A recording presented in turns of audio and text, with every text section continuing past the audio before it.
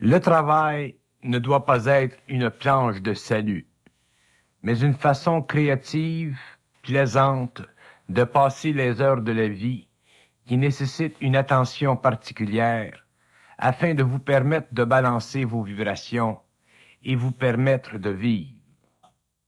Le travail est très mal compris par l'homme, car il est obligé de travailler, mais il ne comprend pas que l'obligation n'est pas conditionnée par son intelligence, mais par de besoins qui sont directement liés à son besoin de vivre.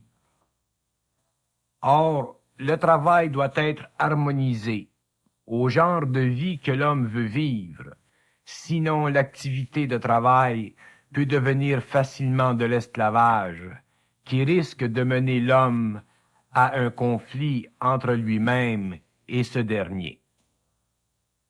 Le travail est très bon pour l'homme, mais il doit être libéré des formes qui y sont rattachées et qui ont été façonnées très souvent en bas âge lorsque l'individu était en voie de développement intellectuel.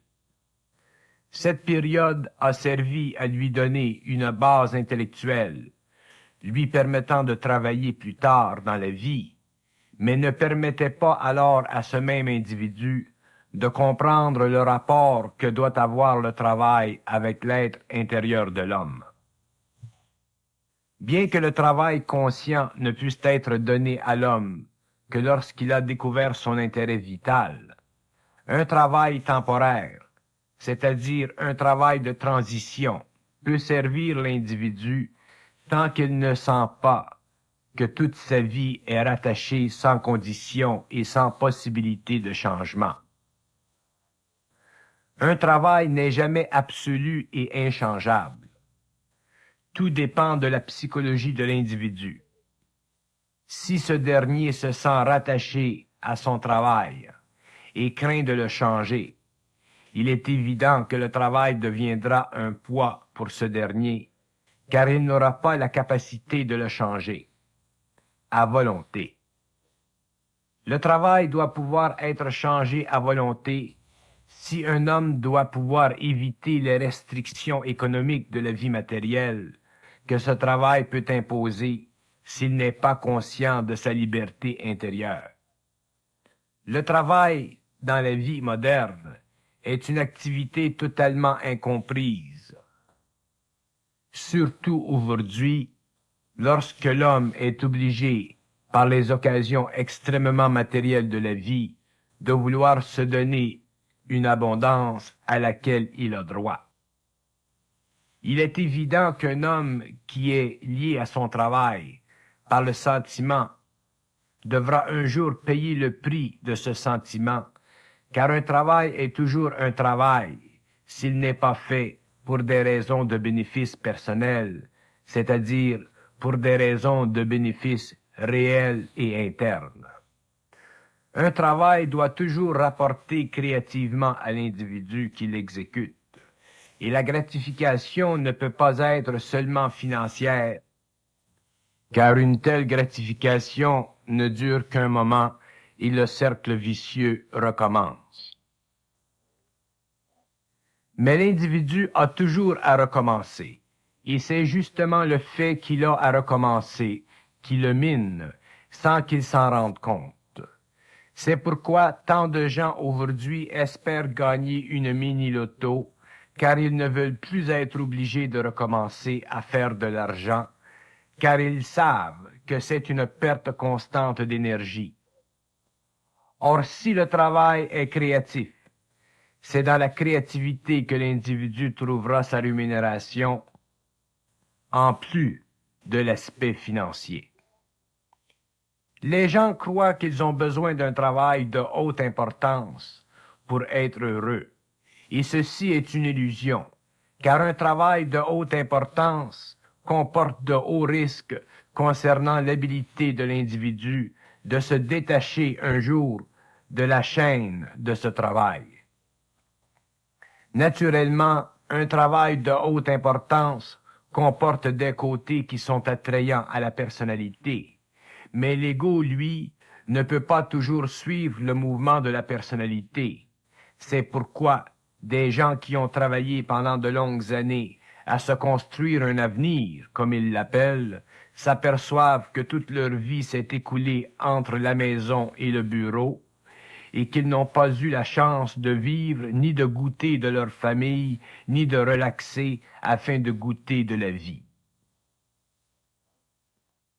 Le travail dans la vie de l'individu doit être vécu, c'est-à-dire qu'il doit être en fonction de la qualité de vie qu'il recherche et non en fonction de son importance sociale seulement. Le travail est important dans la vie de l'homme, mais son importance a été, surtout depuis l'ère moderne, déplacée, car il possède l'homme d'aujourd'hui et ce dernier est devenu impuissant devant lui. Le corps de désir de l'homme est tellement puissant que le travail, au lieu de permettre à l'homme d'équilibrer sa vie en cherchant des rapports étroits avec la nature, l'a amené graduellement à perdre contact avec elle pour épouser la civilisation de la matière, c'est-à-dire la civilisation des produits éphémères et non substantiels. Alors que le travail est en réalité un champ d'expérience qui doit être adapté à la grandeur de l'homme, il est devenu un champ de bataille où l'homme est vaincu et doit battre en retraite sous peine d'aliénation. L'homme a tellement perdu contact avec lui-même que son travail a rempli le vide.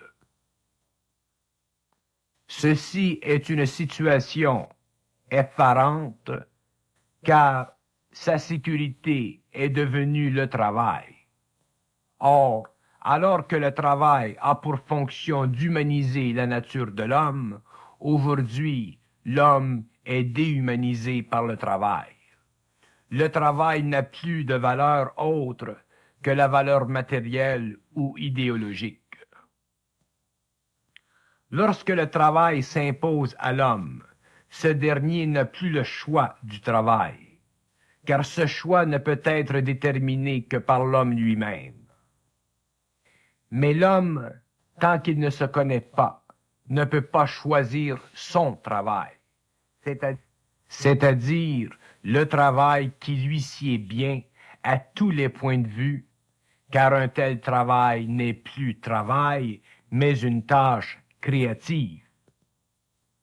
Alors l'activité est totalement à sa hauteur, c'est-à-dire à sa vibration.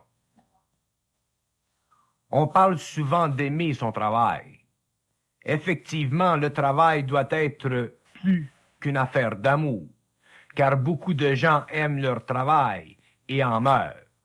C'est beau l'amour, mais faut pas charrier nos amourettes illusoires, car elles peuvent, à notre insu, nous foutre la vie en l'air. Le travail est une chose, la conscience en est une autre, et les deux doivent se rejoindre dans l'expérience de l'homme.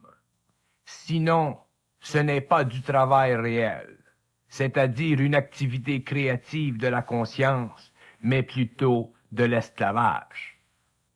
Beaucoup d'hommes se sont bernés par l'appât du statut social du travail, statut qui donne de la fierté à la personnalité. Mais la personnalité est capricieuse. L'homme la croit et il se renferme avec elle dans le tombeau de l'illusion. La personnalité est fière du statut social du travailleur, mais elle ne lui révèle pas les pièges énormes de ce statut et le prix qui y est rattaché. Le statut social est l'appât que crée la société pour attirer le travailleur et l'enchaîner. Une fois enchaîné, il lui est difficile de se retirer, car son corps de désir a été drogué, habitué, et seul une défaillance cardiaque ou une réalisation profonde peut le décrocher du mur de l'illusion pour le faire descendre sur le plancher des vaches. Le travail doit être choisi vibratoirement par l'homme, de par sa mesure intérieure, et non de par l'attrait fautif qu'il fait miroiter devant les yeux de la personnalité. Dès qu'un homme sent que le travail n'est pas pour lui, il devrait commencer à regarder intérieurement et chercher le travail qui est le sien, car chaque homme a un travail. Ceci n'est pas facile, car l'homme est bourré de pensées, d'opinions, de valeurs. Toute sa personnalité tend fortement à faire sa marque. Or, quelle marque? La marque qui soulève l'admiration autour de soi et qui est le clou, le fixant au mur de l'existence. Le travail est trop important dans la vie pour que l'homme le confonde avec l'esclavage. L'homme croit que parce qu'il peut s'amuser après le travail ou qu'il peut prendre 2 semaines de vacances, que cela suffit à lui rendre le travail supportable. Le point n'est pas là. Le travail de l'homme doit être supportable tant qu'il veut travailler. Et dès qu'il ne veut plus travailler, le travail doit lui permettre de changer d'activité. Mais ce n'est pas le cas, car l'homme inconscient a perdu toute liberté d'action, car le travail ne lui appartient pas, il appartient à un autre travailleur. Et lorsque le travail ne vous appartient pas, vous n'êtes pas vous-même dans le travail, vous êtes quelqu'un d'autre. Découvrir son travail, c'est-à-dire ce que l'on doit faire pour vivre, n'est pas facile, car cette activité fait partie de l'intérêt vital de l'homme, et seulement lorsque la conscience est éveillée, puisse l'homme découvrir cet intérêt vital, cette activité qui fait partie intégrale de lui, et que la satisfaction même en est la gratification. Le travail qu'entreprend un homme conscient ne peut venir que de lui-même et ne peut plus être rattaché, fixé à des conditions extérieures, car il construit de toutes pièces les conditions qui lui permettront de travailler de telle ou de telle façon. C'est lui, finalement, qui devient le maître d'œuvre et qui décide de ce qui doit être appelé son travail. Mais l'homme doit travailler entre-temps, avant d'avoir atteint cette conscience qui dirige et crée. Et alors qu'il avance vers cette conscience, il s'aperçoit que le travail qu'il fait depuis de nombreuses années n'est qu'un moyen qui lui donne la base matérielle de son existence. Avec le passage du temps et la sensibilisation de ses corps, ce travail mécanique devient de plus en plus difficile, autant à cause du travail lui-même que l'inconscience qu'il doit supporter pendant son exécution. Pour que l'ego de l'homme se désengage de la valeur psychologique du travail, il doit être suffisamment centrique, c'est-à-dire suffisamment dans sa propre peau. C'est pourquoi ce n'est qu'avec le temps que l'ego peut dissocier psychologiquement du travail et des ficelles qui l'y rattachent, car l'ego doit apprendre, alors qu'il grandit, à ne pas mesurer la valeur du travail d'après sa cote sociale, son statut social, mais selon qu'il est bien lorsqu'il est dans cette activité. Et cette nouvelle vision du travail implique que l'ego soit devenu libre des formes qui donnent au travail toute sa valeur. Mais les formes ne sont pas dans le travail lui-même, mais dans la tête de celui qui l'exécute. Voilà pourquoi tous les genres de travail sont bons, tant qu'ils conviennent harmonieusement à l'ego. Dès qu'ils cessent de convenir à l'ego, ce dernier perd de l'énergie et ne peut travailler en paix et en harmonie, car il n'est pas en harmonie avec lui-même. Évidemment, nous expliquons le travail à des êtres qui ascendent vers le supramental, mais beaucoup de ce qui est présenté ici peut servir l'homme en général. Un homme qui ne sait traiter avec lui-même selon ce qu'il ressent et qui laisse la vie matérielle et ses conditions, souvent immondes, le contrôler, ne peut pas être rempli de l'énergie de l'âme, car l'âme ne fait pas de compromis avec l'homme. Dès que l'âme a le pouvoir sur l'ego de l'homme, sa vie change et son travail est ajusté à la vibration de l'âme en lui. Mais l'homme n'est pas conscient de l'âme et son travail n'est pas le sien. Il y a excès à cause d'une qui font que la personnalité est plus impliquée dans le choix du travail que l'être conscient. Lorsque l'âme se fait sentir et que l'intelligence grandit dans l'homme, ce qu'il considérait auparavant comme son travail devient tout autre chose.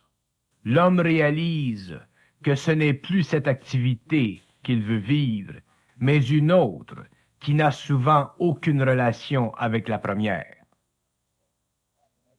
La conscientisation de l'homme altère sa vie totalement et le travail qui convenait avant ne convient plus, car la sensibilité a été altérée, le sens réel de la vie retrouvé.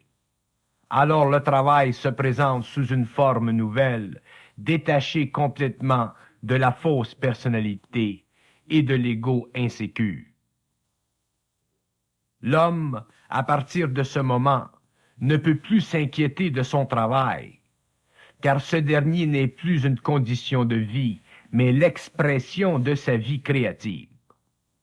Étant enfin en harmonie avec lui-même, le travail qu'il exécute lui rapporte à la fois créativement et matériellement, parce que l'intelligence dans le travailleur œuvre pour son bien-être réel. Tant que l'homme n'a pas suffisamment souffert de l'inconscience rattachée à son travail, il ne peut découvrir son vrai travail, car ce dernier se dessinera selon la progression vers le centre de lui-même. C'est alors qu'il découvrira dans la vie des occasions qui coïncideront parfaitement avec sa vibration et sur lesquelles il fondera son activité nouvelle et personnelle. Le travail représente un des grands champs d'activité de l'homme, et ce dernier ne peut se permettre d'en être l'esclave. Il doit le vivre, et pour le vivre, il doit se connaître, car c'est de sa propre connaissance que naîtra un talent, une tendance naturelle, qui auparavant avait été coincée entre l'écorce et l'arbre, entre la personnalité et l'ego inconscient. Pour que l'homme fasse ce qui est en harmonie avec lui-même, il doit d'abord être en harmonie avec lui-même. Sinon, il croira que ce qu'il fait est en harmonie avec lui-même. Il y a une nuance subtile ici, car l'homme qui se conscientise devient tellement centrique que tout ce qu'il fait, éventuellement, coïncide avec une harmonie intérieure. Mais tant qu'il n'a pas atteint cette centricité, le travail qui lui sied parfaitement lui échappera, car sa personnalité fera interférence avec l'âme, et l'ego ne sera pas suffisamment créatif pour le réaliser. Que l'homme fasse quoi que ce soit, lorsqu'il est conscient, son acte, l'énergie de l'acte, prend son origine sur des plans supérieurs de sa conscience et se manifeste à travers l'ego conscient et la personnalité réelle.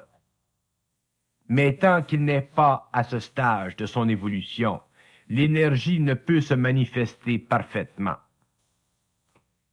Et alors, le choix du travail ne peut être parfait. Pour que le choix soit parfait, Il faut que l'âme s'ajuste à l'ego et que ce dernier puisse imposer à la personnalité la vibration qui forme son action. Alors l'ego est libre de travailler ou de ne pas travailler, ce qui lui permet de vivre à un rythme autre que celui qu'il avait connu auparavant, où toute sa vie était axée sur un travail mécanique et sans retour réel pour l'âme. Le travail doit être une façon créative à l'ego de canaliser son intelligence, quelle que soit la nature du travail.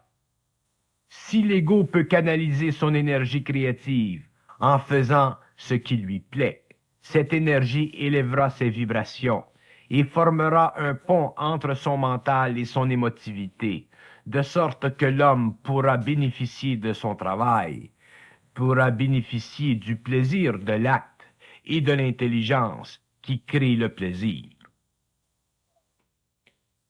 Un homme ne peut pas toujours travailler 8 ou 10 heures durant parce qu'il en est ainsi prédéterminé. L'énergie dans l'homme doit être constamment balancée. C'est pourquoi d'ailleurs on a constitué des périodes de repos que vous appelez le break. Mais le break n'est pas suffisant, car si l'énergie requiert que le travailleur aille faire un tour loin de son activité, les conditions présentes ne le permettent pas. Le problème majeur du travail inconscient, c'est que l'énergie dans l'homme ne circule pas librement. Les conditions du travail empêchent l'énergie de se rebalancer dans les centres, et c'est cette condition qui crée chez l'homme l'aliénation. Faut-il changer l'homme et l'adapter aux conditions mécaniques du travail, ou changer de travail et libérer l'homme? À vous de répondre. Il ne s'agit pas ici de mal comprendre ce qui est présenté dans cette instruction. Il ne s'agit pas, demain matin, de foutre tout en l'air. Il s'agit de comprendre qu'avec la conscientisation de l'ego, la nature du travail s'ajuste petit à petit et la découverte du travail pour soi devient avec le temps de plus en plus évidente. Lorsque les corps sont ajustés, que la personnalité devient plus réelle, que l'ego s'ouvre à l'énergie interne, l'homme découvre son travail naturellement et la vie du travail devient plaisante et créative. La rémunération est à la hauteur et selon les besoins réels de l'homme. Ce dernier est enfin en sécurité matérielle, car il a découvert la sécurité intérieure, fondée telle qu'elle doit être sur un ego conscient des forces créatives en lui. Tant que le travail entrave les énergies de l'âme, l'homme ne peut en vivre sainement et à son avantage. Les énergies de l'âme ne peuvent pas être indéfiniment bloquées dans leur équilibre sans que le travailleur en paye le prix. Or, ce n'est pas la vacance, ni le break, ni le plaisir après le travail qui pourront assurer la compensation d'une grande quantité d'énergie inconsciemment utilisée pendant 40 ou 50 années de labeur, d'esclavage. Le travail constitue la grande et majeure activité de l'homme. Il doit être parfaitement harmonisé à la vibration de l'homme. L'homme conscient, à cause de sa très grande sensibilité, ne pourrait plus, à un certain stage de son évolution, travailler pour la simple nécessité de travailler. Il devra vivre son travail et vivre dans la vibration de son travail. Toute condition autre lui sera impossible, car non seulement sa personnalité sera impuissante dans la détermination du genre de travail, mais sera totalement sous le contrôle de l'ego, qui à son tour sera dans l'intelligence vibratoire de l'âme en lui, qui lui fera découvrir son intérêt vital. Ceci est très important car c'est à ce point dans la vie de l'homme qu'il commence à contrôler créativement les forces de vie et à appliquer ces forces créatives afin de se libérer une fois pour toutes du voile pesant et orageux du sentiment d'existence. À partir de ce point, l'homme n'existe plus, car il est libre du plus grand des obstacles à sa vie réelle, c'est-à-dire le travail mécanique. Lorsque le travail mécanique ou issu de l'inconscience et des liens passés entre la personnalité et l'ego n'est plus possible, une nouvelle énergie pénètre la personnalité et engendre dans l'ego un souffle nouveau qui le prépare à l'expérience future qui lui est encore cachée, car il n'a pas suffisamment de pouvoir sur lui-même pour transformer sa vie matérielle et l'élever sur le plan atomique de son corps moroncien.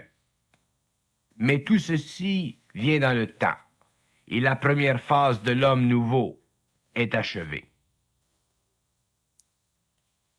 L'ego qui se conscientise réalisera de plus en plus que tout est énergie dans l'homme et que le travail mécanique bloque cette énergie car il force la personnalité à contrôler l'ego au lieu de voir sa personnalité contrôlée par l'ego qui est nourri par l'âme en lui.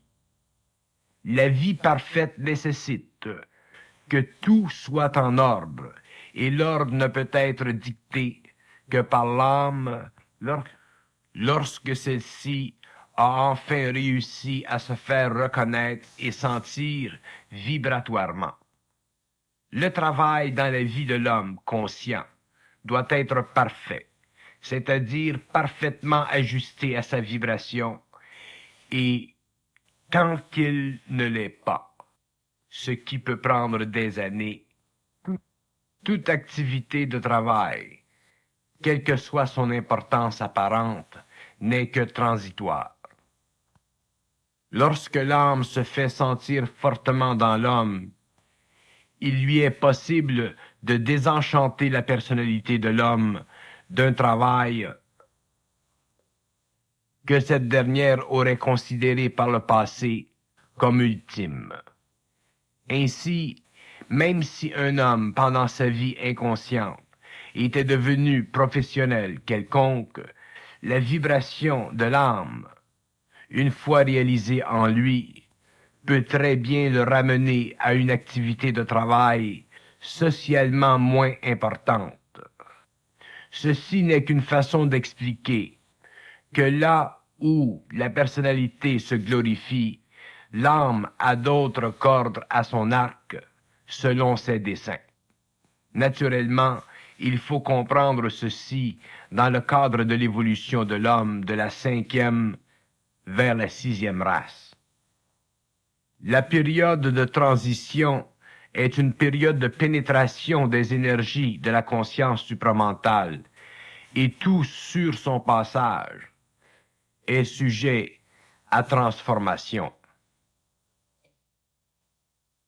Rien ne demeure comme auparavant. Le travail n'en est pas le moindre des aspects de la vie humaine affecté par cette transmutation des principes de l'homme. Tant que l'homme est inconscient, le travail est une job. Mais lorsqu'il se conscientise, le travail devient une partie vivante de sa vie. Partie aussi plaisante que le repos et aussi importante que le sommeil.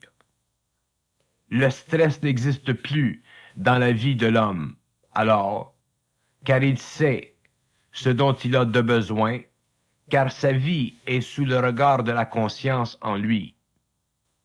Plus la conscience est grande, plus son regard dans la vie de l'homme est perçant, plus l'homme est bien dans sa peau, heureux selon l'ancien terme. Vivre une vie où le travail coïncide avec l'état d'âme de l'individu, transforme cette vie et la rend idéale dans le sens le plus complet du terme. L'homme a beau faire des efforts pour humaniser le travail dans la société moderne, tout ce qu'il fait, c'est d'appliquer la loi des pilules.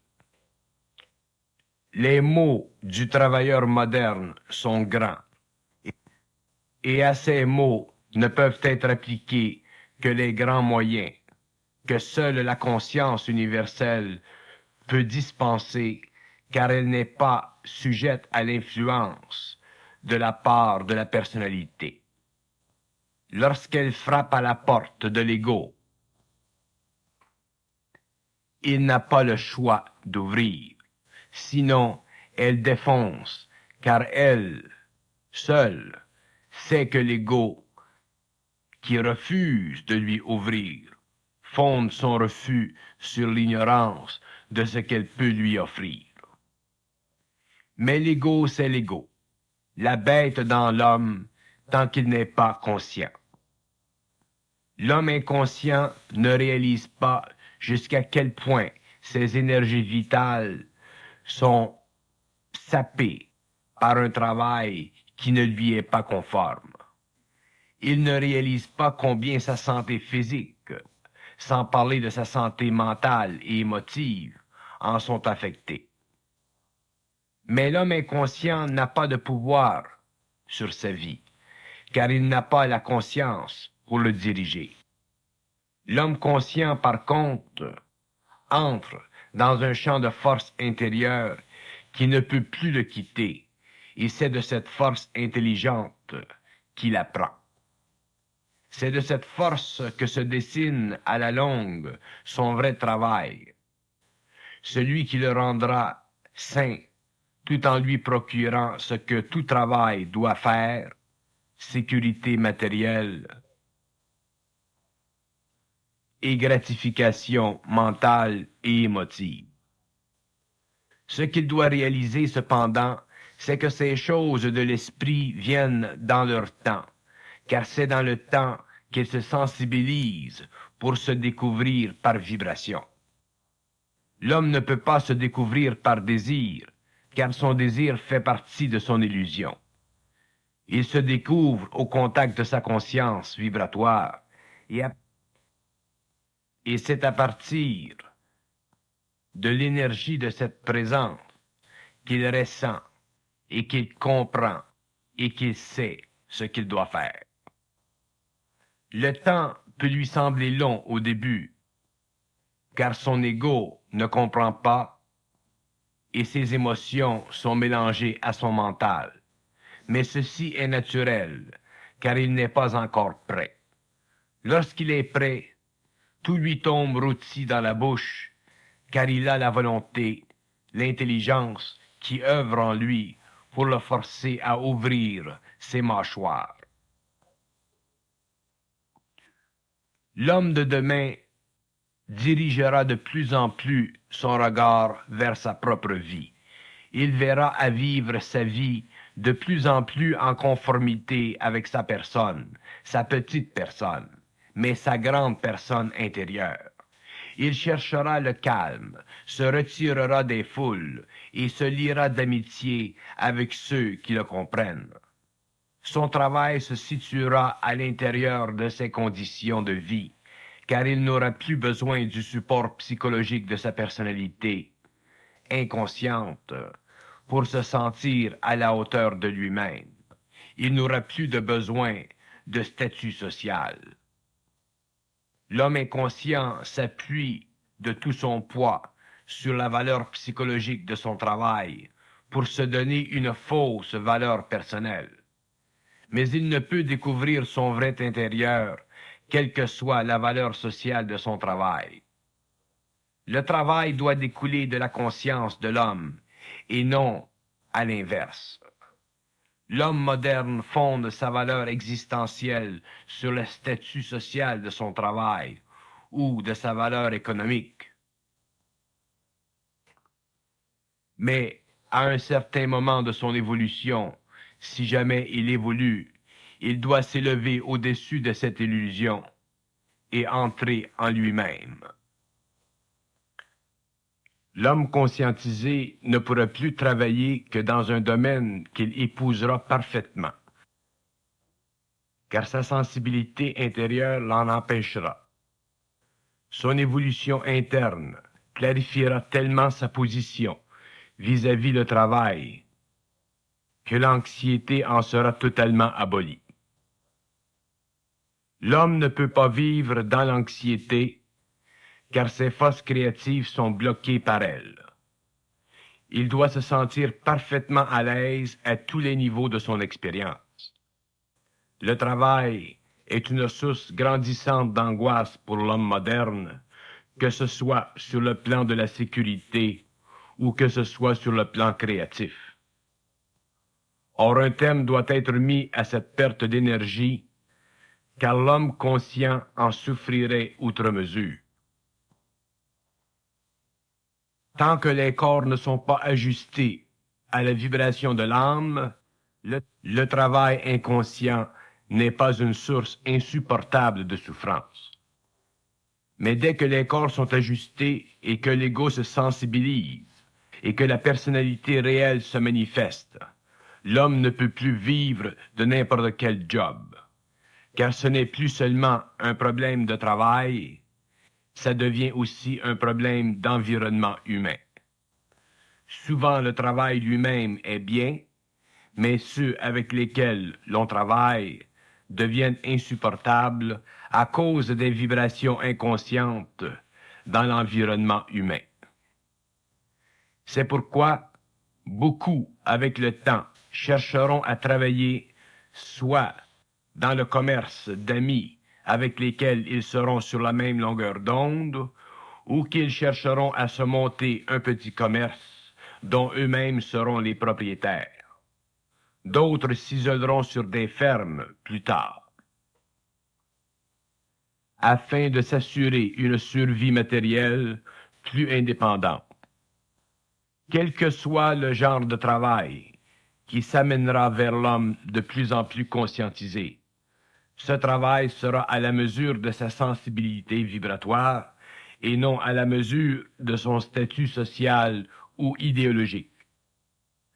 Le travailleur conscientisé n'aura plus de place en lui-même pour la souffrance résultant de l'inconscience autour de lui, car sa sensibilité sera telle que toute atteinte à son calme intérieur, à son calme vibratoire, devra être repoussée. Les années devant lui deviendront de plus en plus les grandes années de sa vie, dans ce sens qu'il comprendra, verra et saisira jusqu'à quel point il aura changé. Et ce changement sera de plus en plus profond, de plus en plus parfait.